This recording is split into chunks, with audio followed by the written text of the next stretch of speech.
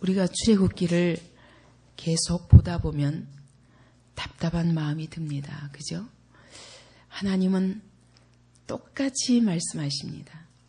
오직 한마디예요. 내 백성을 보내라. 그들이 나를 섬길 것이니라.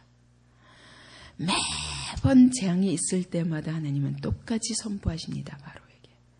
근데 너무 답답한 것은 그렇게 재앙이 내리고 그와 같이 하나님의 두려움을 알고도 절대로 회개하지 않는 바로를 보게 됩니다. 우리는 이 본문을 통해서 또 똑같은 본문이 시작되네. 이번에는 또 무슨 재앙이고 이번에는 무슨 재앙이고 이것만 바뀌었지? 동일한 이야기가 매주 계속되는 것과 같은 답답함을 느끼게 됩니다. 근데 우리가 성경에서는 이걸 보면서 답답해할 줄 알지만 내 자신이 하나님 앞에서 이와 같이 동일하게 고집을 쓴다는 것은 생각하지 못하는 것입니다. 하나님이 바로와 전쟁하시며 이와 같이 무서운 재앙들을 계속 내리시는 이유는 오직 한 가지입니다. 하나님이 이 많은 사람들 속에서 하나님은 자기 백성을 구별해 놓으시고 계속 세상과 싸우십니다. 내 백성을 보내라. 내가 그들이 나를 섬기게 할 것이라. 하나님은 자기 백성을 어찌하든 구별하시길 원하십니다. 그 목적이 뭐냐면 하나님을 섬기게 하기 위해서. 하나님께 순종하고 하나님을 닮은 자로 훈련되어서 그래서 하나님의 나라를 이루고 이 세상을 향하여 이 소수를 통해서 하나님과 함께 일하며 하나님의 구원을 행하고자 하시는 것입니다. 오늘 우리가 어떤 자리에 있는가 우리 자신을 돌아봐야 될 것입니다. 정말 내가 세상에서 구별된 자로서 하나님은 한 번 언제 이 백성이 가겠다고 그랬습니까? 이 백성이 간다고 안 그래도 하나님은 바로를 향해서 내 백성 보내라. 이것 가지고 끝까지 싸우셔서 반드시 끄집어내신 하나님이십니다. 그 하나님이 오늘 나를 어떻게 해서 끄집어내사 하나님이 이것이 끝이겠습니까? 이제 바로를 향해서 이와 같이 싸우셨다면 그 다음 우리를 향해서 싸우실 것입니다.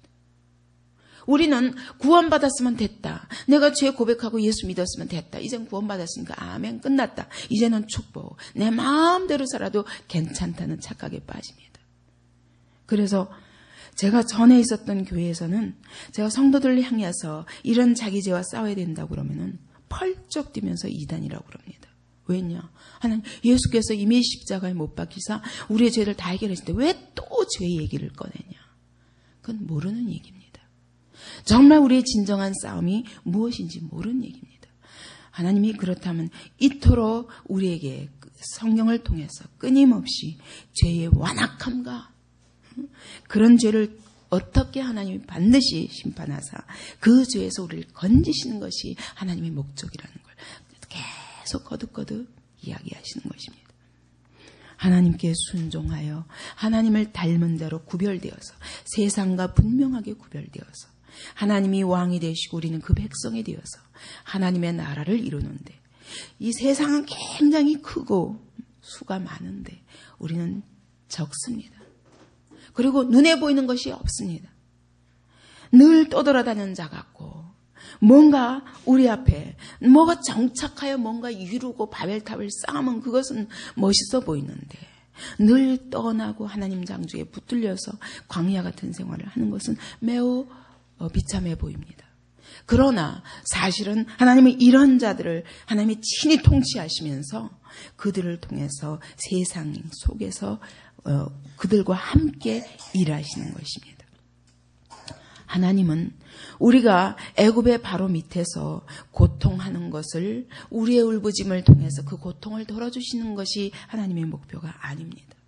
우리가 바로가 요구하는 벽돌을 정말 빨리 쉽게 만들어낼 수 있도록 도와주시는 것이 하나님의 목적이 아닙니다. 하나님은 우리가 애굽에서 번영하고 세상 사람들이 보기에 그럴듯하게 사는 것이 하나님의 목표가 아닙니다. 그것보다는 하나님께서 우리에게 원하시는 것은 오직 한 가지입니다. 애굽을 떠나라. 애굽을 떠나라. 애굽을 떠나는 것이 그분의 소원입니다. 그리고 가나안에 입성하는 것이 그분의 소원입니다. 애굽을 떠난다는 것은 이 세상을 철저히 이 세상의 모든 세속적인 가치관과 이 세속주의와 인본주의와 이런 세상의 모든 사상과 이론들, 세상의 습관, 전통 이런 것들을 철저히 끊고 가나안에 입성한다는 것은 하나님의 나라에 들어가는 것입니다. 하나님이 통치하시는 삶, 그리스도께서 나의 주인이 되사 우리의 모든 걸음에 간섭하시고 이 세상의 원리와 전혀 다른 새로운 삶으로 우리의 삶의 기초 자체가 완전히 새롭게 변화되는 것, 우리의 가치관이 완전히 새롭게 변화되는 것, 우리의 생활이 변화되는 것, 삶의 기틀이 변화되는 것, 우리의 생각이 바뀌고 우리의 가치관이 바뀌고 우리의 인격이 바뀌고 우리의 삶이 바뀌는 것, 이것이 하나님의 목표입니다. 이것이 참 기독교입니다. 이러한 변화가 없고 생명의 변화가 없고 생각의 변화가 없고 가치관의 변화가 없고 삶의 변화가 없고 인격의 변화가 없으면 아무리 멋있게 성경을 공부하고 해도 그것은 여전히 바로 밑에 있는 것입니다. 우리 안에 끈질긴 죄의 세력이 우리를 절대로 놓지 않습니다. 우리는 출애굽기를 통해서 출애굽기가 우리에게 시사하시는 영적인 사실들을 깊이 하나님이 그림을 그려주시는 거예요. 왜냐하면 영적인 세계의 일들은 눈에 보이는 것이 아닙니다. 그렇기 때문에 우리가 이 싸움을 싸우는 것이 매우 힘듭니다. 뭔가 눈에 보이는 적이 대상이 보이면 그 적과 싸우기는 쉬워요. 그렇기 때문에 우리는 모든 싸움을 어떻게 해결하려고 그러면 사람과 싸워서 해결하려고 그래요. 그죠? 무슨 문제가 생기면 내가 나를 바꾸고 내 생각을 바꾸고 내 기본 삶의 틀을 바꾸고자 하지 않고 옆에 있는 사람과 싸워서 그를 고쳐서 내가 편해지려고 합니다. 이것은 신앙이 아닙니다. 그리고 이것은 바로가 이 죄의 세력이 악하게 우리를 붙잡고 절대로 변하지 못하게 하는 마지막 줄입니다. 오늘 본문만 아니라 출애굽기 전체를 통해서 보면 바로의 세력의 특징이 무엇입니까? 우리 안에 있는 죄성, 우리 안에 있는 마귀의 그런 사단이 우리를 붙잡고 있었던 기질, 이런 것들을 의미하는데 이 바로의 세력의 특징이 뭡니까? 가장 큰 특징이 뭡니까? 무슨 일이 있어도 회개하지 않는 것. 무슨 재앙이 있어도 회개하지 않는 것. 이게 사단이 우리를 붙잡을 때 일어나는 일입니다. 무슨 말씀을 들어도 무슨 재앙이 일어나도 절대로 회개하지 않는 것. 재앙이 일어날 때마다 막 모세한테 와서 그래 내가 너 보낼게 제발 이것만 재앙만 피하게 해다오. 그럼 또 하나님이 긍휼을 베푸사 모세도 또 하나님의 마음으로 가서 하나님 앞에 기도하면 하나님의 재앙을 제하십니다. 그 재앙은 제하십니다. 그러나 그 다음 하나님이 또 완악하게 회개하지 않을 때 하나님은 그보다 더 큰 재앙을 준비하십니다. 더 큰 재앙이 임하면 막 회개합니다. 여기 보십시오. 한번 9장 27절을 보십시오. 9장 27절에 보면 바로가 사람을 보내어 모세와 아론을 불러 그들에게 이르되 이번은 내가 범죄하였노라. 언제 이번만 범죄했습니까? 그런데도 이번은 내가 범죄하였노라. 그러면서 여호와는 의로우시고 나의 백성은 악하도다 이렇게 말합니다. 얼마나 정확한 고백을 합니까? 그러면 그러고 들었습니까? 아니라는 거예요. 그러니까 이 회개도 진정한 회개가 아니에요. 어떤 회개죠? 당장 이 앞에 있는 재앙, 이 앞에 있는 고통만 면하기 위해서 급하니까 입술에 나오는 대로 막 급해서 한 말이지 그래서 회개한 건 아니에요.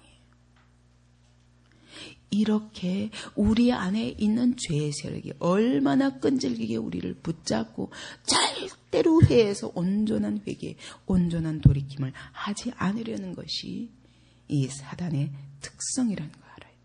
우리 안에 우리가 이토록 괴로운 것, 사실은 이 재앙의 모든 원인이 뭐예요? 재앙의 원인이 죄입니다. 그러면요, 이 죄가 지긋지긋해야 되지 않겠습니까? 근데 안 깨달아지는 거예요. 그게 그렇게 보이지 않는 거예요. 그리고 계속 재앙만 해결하려고 그래요. 그죠? 당장 눈앞에 보이는 재앙만 해결하려고. 이 재앙 해결하고 나면 그건 끝납니까? 아니라니까요. 그 다음엔 하나님이 더 큰 재앙을 준비하고 계시다. 또 그러면 급하면 그 재앙만 불 겁니다. 오늘 그리스도인들이 이렇게 살지 않습니까? 말은 회개한다고 하면서 내 기본 생각이 바뀌지 않고 내 기본 인격이 바뀌지 않고 내 기본 삶의 기틀이 바뀌지 않으면서 내 사고 방식과 내 삶의 스타일이 바뀌지 않으면서 아무리 입술로 회개하는 척해도 사실은 이 바로가 우리 안에 있는 바로가 견고하게 우리를 붙잡고 안 놓는다는 것을 알아야 됩니다. 재앙 때문에 고통은 할지언정 회개는 안 하는 것이 이것이 바로의 특징이고 우리 안에 있는 죄성의 특징입니다. 그래서 우리는 이걸 보고 두려워해야 됩니다. 바로가 어쩌면 이렇게 악하나? 이게 아닙니다. 내 안에 있는 죄성이 이토록 끈질긴 것이구나. 어떻게 해야 되나? 그럼 오늘 우리 모든 사람들이 살아가면서 많은 이런저런 재앙들을 맞습니다. 사실. 그죠? 그런데 그런 재앙의 모든 원인이 무엇이냐? 여러분, 내 자녀가 방황합니까? 그러면 그 자녀의 문제만이 아니에요. 내 문제예요, 내 문제. 나와 하나님 간의 문제가 있습니다. 그렇게 볼 수 있으면 이것은 은혜예요. 근데 그렇게 안 보이는 게 문제예요. 얘가 문제예요. 아이가 문제예요. 남편이 문제고 아내가 문제예요. 나는 문제가 아닌데. 환경이 우겨싸면은 환경이 문제예요.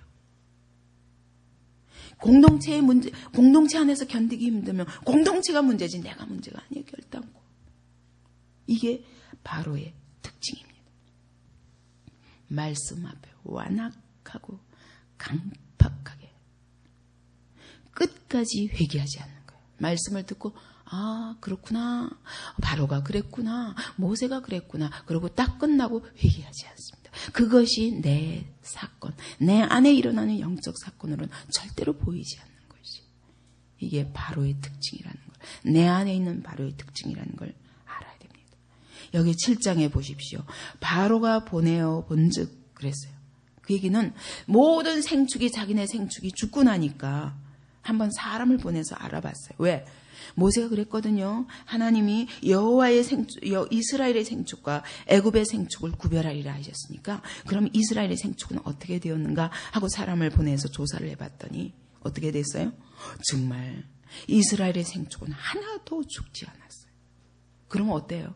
얼마나 두렵고 그럼 내가 잘못됐구나 그래야 되잖아요. 근데 지금 결론이 뭡니까? 그러나 바로의 마음이 완강하여 백성을 보내지 아니하니라. 이것이 바로 은혜 받지 못한 심령의 완악한 기질이에요. 회개하지 않는 것. 이것이 바로 사단이 우리를 붙잡고 있는 증거예요. 무슨 말씀을 들어도 그 말씀을 전하는 사람까지 정죄하면서도 자기는 절대로 바뀌지 않아요. 그렇기 때문에 내가 있는 공동체 안에서 목회자가 죄를 지적하면요. 딴 공동체에 가서 우리 공동체의 목사가 잘못됐다고 그렇게 하고 싶은 거예요. 그게 죄성이에요. 근데 그 죄성이 어떤 죄성이냐면 사단이 그를 강하게 붙잡을 때 일어나는 일이에요. 무서운 일이에요. 근데 여러분 이게 비일비재하지 않습니까? 그렇기 때문에 사람들이 오늘날 교회를 떠돌아다닙니다. 그나마 죄를 지적해서 그 죄 때문에 아파서 그러고 돌아다니면 은혜인 줄 알아야 돼요. 누가 죄를 지적해요? 와서 앉아만 있어도 고맙지. 나는 이것이 심지어 목회자들까지 바로가 붙잡고 우리의 진정한 문제가 뭔지를 발견하지 못하게 하고 그 눈을 가리고 목회 그 자체가 사업이 되어버리는 그런 오늘 우리의 영적 현실에 있다면 얼마나 두려운 일인가 생각해야 됩니다. 자, 이렇게 이쯤 되면은 나의 잘못을 깨닫고 확인했잖아요. 분명히 재앙받은 자가 있고 재앙받지 않은 자가 있고 하나님이 구별하신 자와 구별하시지 않은 자, 내가 구별하시지 않은 자에 속했다면 얼마나 두렵겠습니까? 그러면 그 자리에서 벌벌 떨고 회개하면서 하나님, 이렇게 하나님 크신 하나님이라는 걸 심지어 자기가 의지했던 바로가 의지했던 술객까지도 독종이 들어가지고 오히려 거기서부터 독종이 발해서 모든 애굽 사람에게 번졌다면 재앙이 어디서부터 내가 의지했던 술가게에서부터 왔다는 것도 알아야 되면 여러분 어떻게 바로가 결론을 내려야 돼요? 근데 끝까지 회개하지 않는 것입니다. 12절에 보니까 말씀하십니다. 여호와께서 바로의 마음을 강팍하게 완강하게 하셨기 때문이라고 말씀합니다. 이것을 다시 뒤집어서 말한다면 회개란 하나님의 은혜가 임할 때만 가능합니다. 정말 하나님의 은혜가 없이는 눈물과 콧물로 회개하며 하나님의 말씀 작은 것 가지고도 정말 회개하며 그렇게 할 수 있는 것은 하나님의 은혜, 하나님이 주신 겸손이, 하나님이 주신 가난한 마음이. 이제 우리 성도들은 너무 말씀을 많이 들어서 그런데도 불구하고 자기 가슴을 찢는 경험이 그렇게 흔치 않다 보면 나중엔 말씀이 아무리 강한 말씀을 듣고 똑같은 말씀을 또 듣고 들어도 면역성이 생겨가지고 내성이 생겨가지고 전혀 요동함이 없는데 지난번에도 카이로프랙틱 의사들이 이게 초신자들인데 와서 수요일날마다 지금 오면서 뒤에 앉으면 그냥 이렇게 들으면서 눈물이 줄줄 나는 거예요. 그냥 들으면서. 자기가 그동안에 얼마나 하나님을 경멸히 여기고 하나님을 얼마나 무시하고 내가 하나님의 말씀 앞에 얼마나 내가 나도 모르게 내 고집으로 사실은 내가 바로였구나. 그러면서 그 바로같이 끈질긴 세력이 내 속에 있었구나. 그러면서 울더라고요. 초신자가. 그거는 내가 어떻게 하나님 앞에 서 있느냐에 따라서 하나님의 말씀이 그냥 그러면서 이상하다 그랬대요. 이 카이로프랙틱 의사가 앉아가지고 다 끝나고 나서 저한테 하는 말이 자기는 오늘 귀중한 사실을 깨달았대요. 그게 뭐냐면 아니 내가 왜 말씀을 듣는데 그냥 눈물이 나고 콧물이 나올까? 왜 말씀을 듣는데 내 육체에서는 눈물과 콧물이 날까? 그리고 가만히 생각을 해보니까 그렇구나. 영혼이 맑아지면서 하나님의 말씀이 임하면 내 영혼이 맑아지면서 내 육체에 있었던 모든 더러운 것들도 눈물과 콧물로 하나님이 짜내시는구나. 그렇게 깨달아지더라는 거예요. 그러면서 아 하나님의 말씀은 우리의 육체와 영혼을 같이 정결케 하시는구나. 그렇게 하나님 앞에 똑바로 서 있으면 초신자가 저는 사실 초신자가 와서 알아들을까 그랬어요. 어떤 자세로 서 있느냐가 중요한데 우리 안에 바로가 한번 이렇게 자기 고집을 쓰기 시작하면 이것이 습관이 되어서 면역이 생겨서 웬만한 자기 죄악은 별로 눈물을 날 정도로 그러지 않아요. 또 잘해보면 되겠지. 이게 우리 안에 있는 바로의 세력인 것을 알아야 됩니다. 하나님이 너는 나를 섬기라. 내 백성을 내보내라 하면서 내 백성 때문에 하나님이 계속 바로와 싸우시는데 여러분 우리가 바로 편에 서지 않고 하나님이 이렇게 쓸모없는 자들을 내 백성이라고 삼으시면서 바로하고 계속 싸우신 하나님 나 때문에 얼마나 여러분 하나님이 우리 안에 있는 바로의 세력과 싸워주신다면 이게 어떤 은혜인지 이 아무개는 내가 나의 것이다. 나의 것이기 때문에 그 안에 있는 이 죄야. 이 죄의 세력아. 내가 너를 반드시 이겨서 이 딸, 이 아들을 통해서 내가 영광을 받을 것이다. 그래서 우리에게 계속 재앙을 내려서라도 내 안에 있는 바로와 싸우신다면 축복인 줄 알아야 돼. 근데 이와 같이 끈질긴 바로가 있는데도 하나님이 내버려 두신다면 이게 재앙인 줄 알아야 됩니다.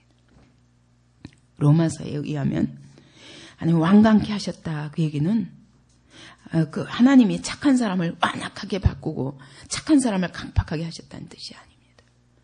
워낙 강팍하고 워낙 죄의 세력은 다 이와 같아요. 크고 작고 정도 차이는 있어도 똑같습니다. 그리고 조금 모양은 달려요. 어떤 사람은 고상하게 하면서 하나님을 대적하고 어떤 사람은 지 기질대로 대적하고 하지만 똑같은 거예요. 그러나 로마서 1장 말씀처럼 마음에 하나님을 두기 싫어하는 것이 바로 완악한 것입니다. 그럼 마음에다가 하나님을 두지 않으면 뭘 둡니까? 로마서 1장에 의하면 썩어지지 아니하는 하나님의 영광 대신 썩어질 사람과 금수와 버러지 형상을 둔다고 그랬어요.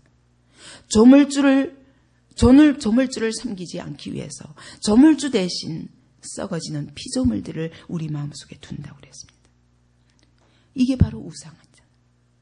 이 애굽은 짐승이 다 우상입니다. 소와 독수리와 개구리와 온갖 짐승들이 다, 심지어 풍덩이까지 벌레들까지 다 신입니다. 이것들이 우리 속에 있는 한 절대로 이것이 우리의 눈을 가리기 때문에 하나님을 보지 못합니다. 인간의 심령은 하나님을 오직 하나님만 섬길 때 가장 정결한 거예요.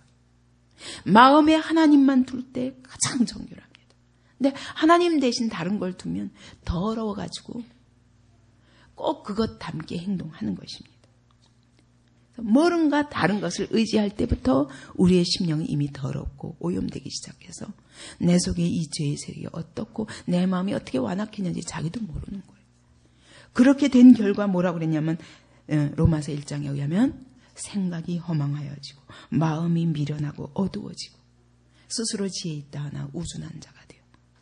그러니까 우리의 마음이 하나님 이와 같이 다른 것, 하나님 대신 다른 것이 들어있으면 생각이 허망해져요. 헛된 것을 늘 꿈꿔요. 헛된 것. 생각 자체가 붕붕 날아다녀요. 그래서 정말 고상한 걸 붙잡는 것 같아도 그 안에 있는 허영이 보이는 거예요.